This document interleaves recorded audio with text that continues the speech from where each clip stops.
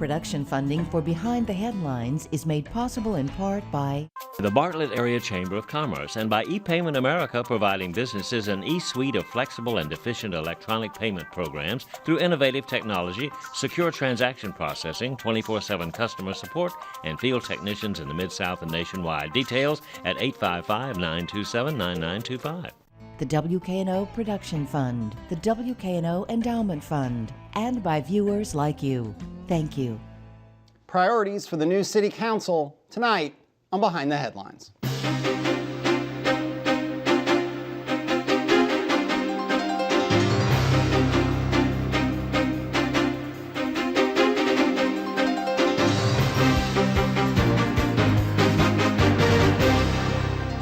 I'm Eric Barnes, publisher of the Memphis Daily News. Thanks for joining us. I'm joined tonight by Worth Morgan, newly elected to the City Council. Thanks for being here. Thank you for having me. Along with Bill Dries, senior reporter with the Memphis Daily News. And I should say we invited a number of City Council people new, and between the snow and other scheduling issues, we really appreciate you being here. And we'll talk through your priorities and some of the things you're working on, and Bill can talk about some of the other priorities that the City Council's face right now and the mayor. But let's just start, you personally, what are your priorities? What do you want to get done this year as a new City Council person? Well, born and raised in Memphis, and so this has always kind of been a home to me. And throughout the course of the campaign, what I always went back to and talked about, the number one responsibility of government, being any government, I believe, is the public safety of its people. And I think we heard that a lot from the mayor in terms of his heart and his mind for this city in the inauguration address, as well as throughout the campaign. And that's something that coincides with my heart and my mind as well in terms of what we'll be focusing on. So this year I'll be chairing the Public Safety and Homeland Security Committee, and there'll be a lot coming through there, and there's some changes that we'll be making, that we're working on even now before, having a new police director in place. Right. This week, an interim police director was appointed. Do you know him? Have you met him? Your thoughts on that? I think we've met just briefly. We don't know each other well. We communicated yesterday by email, just congratulations. Right. And everything I've heard about Deputy Chief Rawlings has just been excellent. So I really am excited to work with him. I really do trust and have full confidence in him and this interim appointment. And Bill, talk a little bit about Rawlings. You wrote a profile of him when he was appointed, and what's next in terms of the mayor's process of selecting a permanent director? Well, Michael Rawlings has been on the Memphis Police Force for more than 20 years, I think 25 or 26 years. He comes from the ranks of being a deputy chief. You have the police director, you have a deputy director, and then you have a set of usually 4 to 5 deputy chiefs who are under that on the police management chart.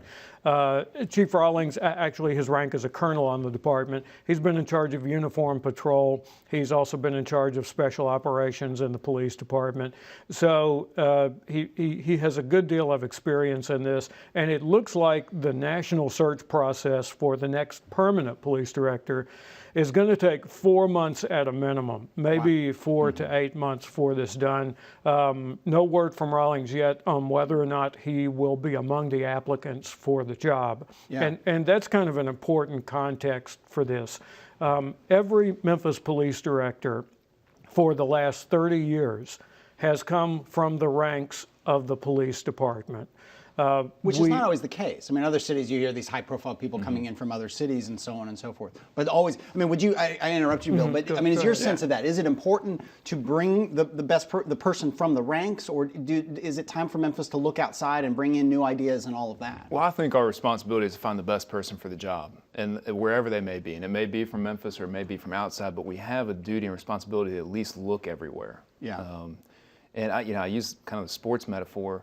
If Memphis can go find its version of Nick Saban, that's great. And where you pay them what they need to do to be able to do the job, and to be able to hire them, have competitive wages with other positions in the country, and be able to hire who you need to hire. Yeah. And sometimes same thing for university football programs. Sometimes they want somebody who came up through the program, has been affiliated with the school in the past, and it's better with alumni relations. But at the same time, we have a serious problems to address here in Memphis. and we need the best person for the job, and we owe it to the community to look everywhere and search everywhere for You them. talk about hiring. I mean, there's a huge, a lot of people would say, there's a big hiring problem within just the rank and file. The complement of police is down to what, Bill? Under 2,000? It's right at 2,000, the last count, and there's general agreement that it needs to be 2,400 to 2,500. And certainly Strickland ran on that. You talked about, I mean, your take, is that where we need to be as a city? Is it 2,400, something like that? I think so. We need to closely evaluate, kind of what a full complement is on a shift. And right now, I believe we're paying overtime to fill that full complement. So even as we hire officers, it may not put boots on the ground, more boots on the ground immediately. Yeah. So we need to find that tipping point number where, is it 100 hires? Is it 150, 200 hires? When do we actually start seeing more officers on the ground? There are a lot of factors to why the complement has been dropping. A lot of it goes back to the last couple of years of fighting, and we've talked a lot about the show, about the pensions, the changes in benefits, the pressure from the state for municipalities all over Tennessee to get their pension funding in line. How and then a real contentious relationship, to say the least, between the union, represented by Mike Williams, and the Wharton administration and the city council. How does that improve? How does that change? I mean, because part of what has driven down the number of police, I think there are a lot of factors, but is that very contentious relationship between the union and the union leadership and the mayor's office, the former mayor's office. I think you're going to see a lot more communication directly between the mayor's office and the police force. And I think that's part of the mayor bringing in kind of a top communications team with Ursula Madden and Kyle Veazey heading it, and where it's going to be his intention to really speak with our officers, explain to them, our financial situation, recruit them, the ones that we already have to remain to stay. Right. So the problem is we're having difficulty recruiting; those numbers are down, and we're having more officers leaving, and that gap is something that we have to close and try to hold the line as quickly as we can in terms of being able to just reverse the flow of officers going out to officers coming in and getting back up to that number of 2,500. This week, Mayor Strickland, I haven't got used to calling him Mayor Strickland. Mayor Strickland has delayed the body cameras. The body cameras, it's part of really a national movement, this whole kind of lots of police forces, all this scrutiny that police are under everywhere. Former Mayor Wharton, talked about getting body cameras in by September 1st. Strickland has said he's in favor of the body cameras, but there are issues. Did you think it was the right move to delay the implementation? I understand the delay, but it is disappointing. Some organization has dropped the ball here, that we don't have a plan to implement them as of yet, or even my question to the administration, this will come up in the next Public Safety Committee meeting. The question we'll ask is, okay, what's the plan to get to a timeline? You say it's indefinite now, we don't have a timeline. What's the plan to get to a timeline? And body cameras are great. We can go, we can buy them, we can have the contract, but it is very complicated, the tail of them, and just everything that comes after that. And there are some other cities and counties across the country that have done this recently. So Right. We had Amy Wyrick on, Bill, right before the holidays talking about it, and we talked about it quite a bit because I had not thought through all the issues of just managing that much data, managing that much footage, managing the public record requests that the media are going to have, that citizens will have, that privacy attorneys, issues, the privacy issues are really. She talked about, if I'm not mistaken, the Seattle had 35 people who just went through footage every single day. What did Strickland? You wrote about it. What was the administration's take on why they needed to delay now, and what are they saying in terms of when they think they'll be able to implement it and so on? It comes down to a really simple phrase here: the workflow process. And you also have work among several different entities in the criminal justice system, among the Memphis Police Department, among the Shelby County District Attorney's Office primarily. And I think what you're probably going to see, it hasn't been confirmed, but all the arrows are kind of pointing in that direction, is there's going to be a need for some more funding to bring on some more people to actually review this footage and figure out what's potential evidence in some kind of trial to handle just the public records request, because as the regular viewers of the show heard on the show, General Wyrick said that this is not just footage for trials. It's also anybody requesting footage from these body cameras from a traffic stop they were in, or maybe even a traffic stop that they just drove past and are curious about. They could request Yeah. to see the footage from that. Right, right. Other city council people, I mean, I don't know, the folks you've talked to, and again, people just joining us, we had invited a number of city council people, and with the snow, Worth Morgan is now representing the entire city council, everyone's views, and so on. No, I'm not putting you on the spot that way, but I do want to explain to people just joining us. What have you heard from other city council people? Frustration about body cameras being delayed? Is there a will to find further funding to implement them? What's your sense? I think we're asking the same questions that the public is asking, the news has been asking. You know, what went wrong? Not trying to, in the sense of a blame game and point fingers, but ensuring that that mistake won't happen again going forward, and we can actually move towards implementing. Because it is something the public wants. It is something the officers want. For the most part, everybody that I've talked to is in favor of body cams, but just the logistics of it and what do we need and how soon can we get it done? Yeah. I think those are the questions, and I haven't heard any resistance to the question, what do we need? If it is more funding, this is going to be a tight budget year, but we understand that when it comes to public safety and these body cameras, this is important. This is something that we need to adequately fund. Mm-hmm. Bill. As chairman of public safety, you've kind of inherited an ongoing discussion on several fronts. One of those fronts involves the thought that perhaps the city should have a different set of benefits, a different pay level for police and fire, generally together known as public safety. Where are you at in that discussion? Because my impression seems to be that there's still a lot of discussion about it, and people want to know, all right, well, how much is that going to cost us? What's the impact going to be on recruiting? Right. And so, you know, my position on that right now is I want more information. We're still waiting for a comparative study to come back about Memphis's compensation for police in regards to other cities. That's going to be important to us. I want to, hopefully we'll have some sort of committee that'll ask the major kind of unions or associations, fire, police, and others across the city, and they know our budget, they know our numbers as well. What are their recommendations? What do they think is fair? And to include them a little bit more in the process and the discussion on the front end. So those cuts that were made several years ago were tough, and I haven't talked to a single member on the city council that was excited about them. That was happy about that vote and that pass. It was one of those difficult, necessary things to do, and so I'll be on the pension investment committee as well this year, and looking at that $418 million we have unfunded in pension. We're at $2.1 billion now, given whatever the market does typically in a day, and we should be at about 2.5 to be on our ARC. And we have a responsibility that's now in law from the state to make those payments on the ARC, and it's going to be tough, and it's going to be an extra $35 million in the budget this year that How we many have more to come years up with. before we have to hit it? I've lost track. 2020, I believe. 2020.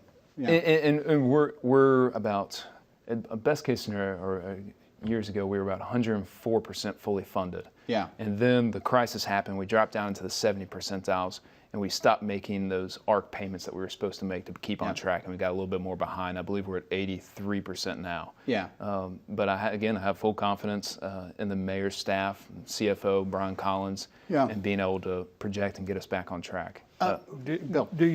There's also been some discussion about possibly making the ARC over 2 fiscal years, counting the current one that we're in. Is that a mountain too high here, or is that something you're looking at?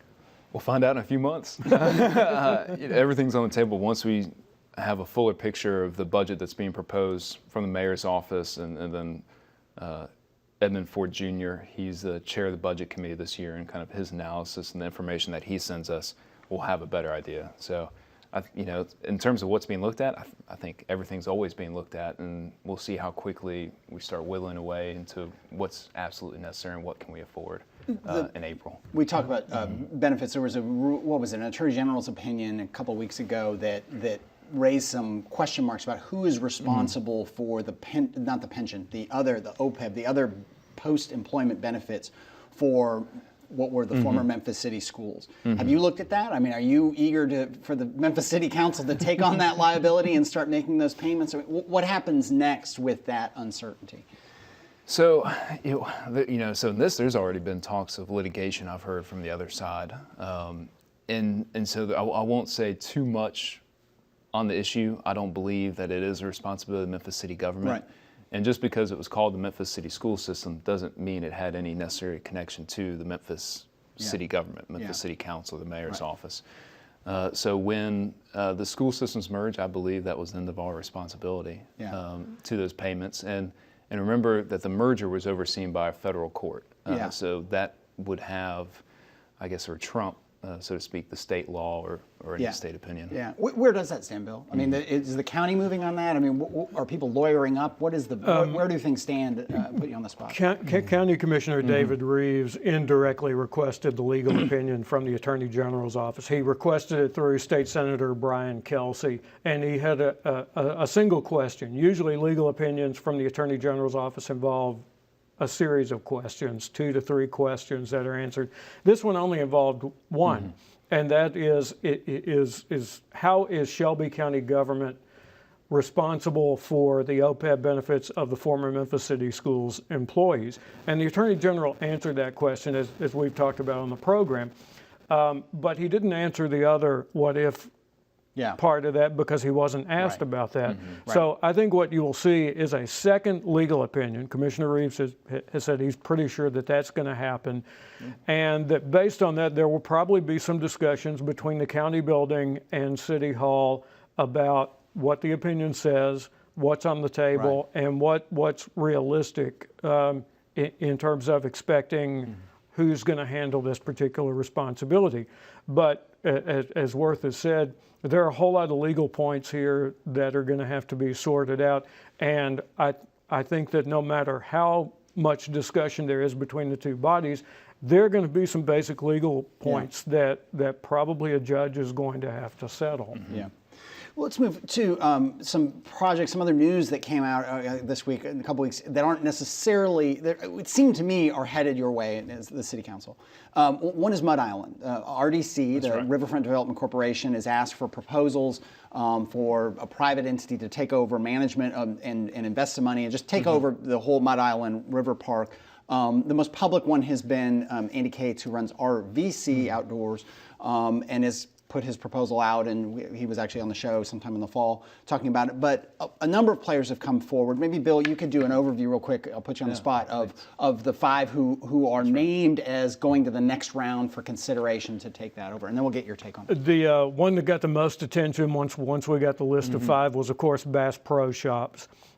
Which we understand did not submit a specific proposal, but simply said they're interested. All five of these applicants now go to a second round, an actual RFP, where they flesh out not only what they want to do, but how they intend to pay for it. So Bass Pro Shops is on there. Right. Mark Lovell, who is best known for running the Delta Fair. Right. His company has applied for Mud Island. He's also an applicant on the RFP to be the day-to-day manager for the Beale Street Entertainment District. Right. And you have 2 companies that we really don't know a whole lot about. One of them seems to be a company that does some entertainment production up in Branson, Missouri. Yeah. And there is a Memphis Equity Partners Group, I believe is the name of it, that is the 4th entity here that we don't know really anything about. Right now, RDC is running this, a committee through RDC. Kevin Kane's involved from the Convention and Visitors Bureau and so on.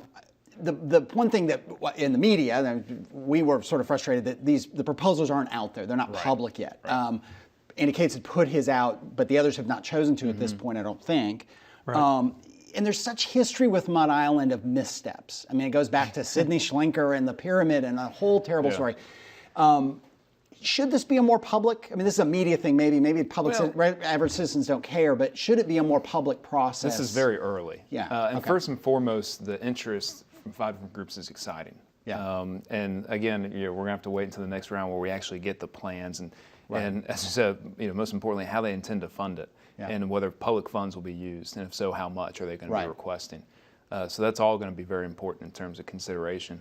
But it's okay to have big ideas and to share them, and it's interesting. Like I said, it's exciting to see something that could potentially be a great, another draw tourist attraction destination downtown.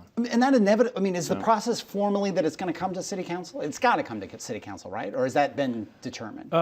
I think, first of all, I think some of the council members are interested to see what the role of the Riverfront Development Corporation itself is going to be as far as the new administration is concerned. But certainly, even if it's not required, I would think this is going to go to the City Council. Would you think so, as a person who's recently elected? Would you? I mean, do you want to vote on this in some fashion? You're going to find out the City Council, I guess, in some regards, finds themselves in situations, they get involved in situations that we might not necessarily want to. If something's exciting, something as big as this, I think the City Council is going to have a say. And I think the people are going to want to have a say through the City Council as well.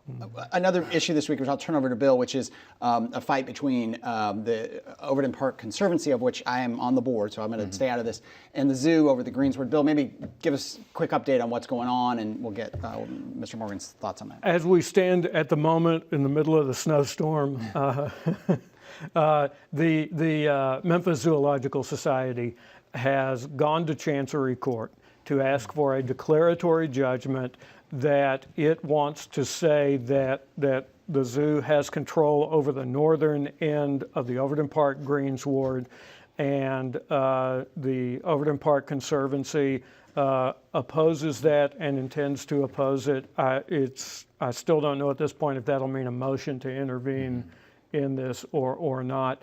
But that's where we stand at this point. The Conservancy and the zoo have both agreed also to take part in a mediation process that Mayor Strickland had talked with leaders of both about earlier in the week. So that's still on, but the case is in Chancery Court at this point, which was an option that the zoo had talked about. So from your standpoint, what is the council's role, if any, at this point? Well, so going to court and for the declaratory judgment wasn't totally unexpected. And from my understanding, Memphis Parks Commission, when it dissolved in 2000, gave full authority to the mayor for everything that it had oversight over. So I really believe, a lot of the authority here sits with the mayor. Now we can talk about funding. City of Memphis funds both the Overton Park Conservancy and the zoo to some extent, different levels. So that's one thing. This is an interesting problem, and it's tough. We got two really good organizations, and last year on the campaign, as we go to forums and we go to town hall meetings, we go to community meetings, I would get more questions about this than I would about something like childhood poverty in Memphis, or even knocking on doors in Midtown. That people would ask me about the Greensward rather than ask me about crime in the neighborhood or another issue. So this is something that has really stirred the passions, and I've received, I believe the other council members and the mayor have received as well, over 200 emails in the last week from both sides, from the people who are wanting to preserve and save the Greensward, and from people who support the zoo. So the mediation, I thought this was a good step by the mayor to bring both parties together at his table, where he really has the authority and the clout to hold them together at the table.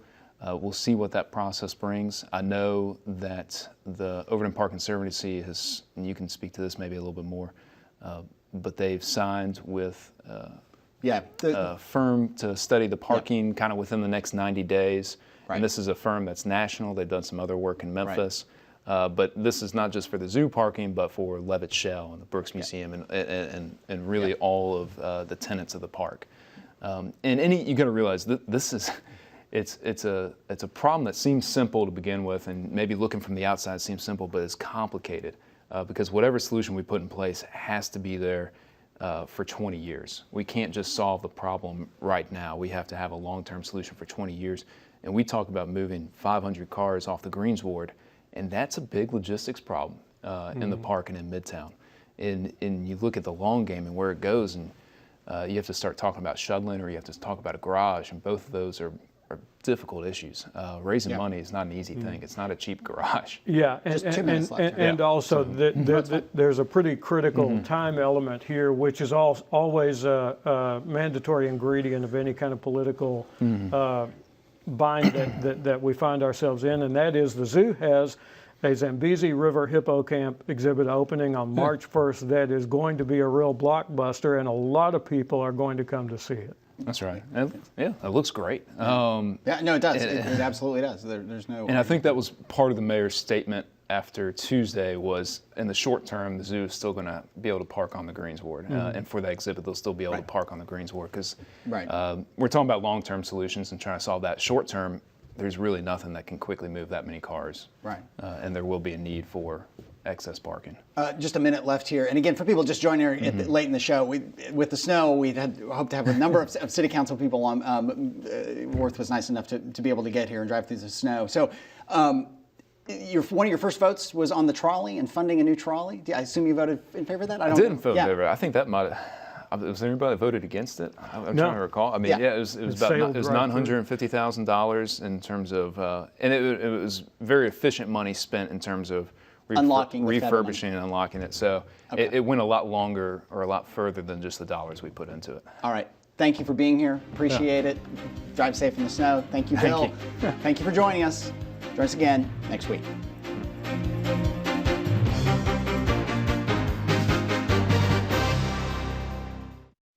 Support for Behind the Headlines is provided in part by the Bartlett Area Chamber of Commerce and by ePayment America, providing businesses an e-suite of flexible and efficient electronic payment programs through innovative technology, secure transaction processing, 24/7 customer support, and field technicians in the Mid-South and nationwide. Details at 855-927-9925.